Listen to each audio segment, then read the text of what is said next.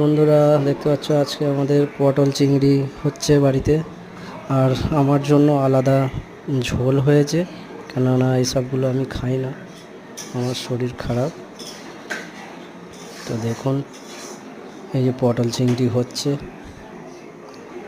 এই যে আলু কষা হচ্ছে, আলু ভাজা হয়ে গেল, পটল ভাজা হয়ে গেল, চিংড়ি তো আগেই ভাজা হয়ে গেছে।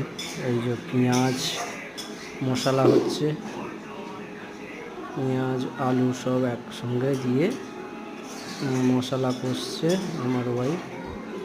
তো এই যে জিরে লঙ্কা হলুদ দিয়ে জল দিয়ে একবারে মশলা করে নিচ্ছে, নিয়ে টমেটো সব দিয়ে মশলা কষানো হয়ে গেছে, এই পটলগুলো দিচ্ছে।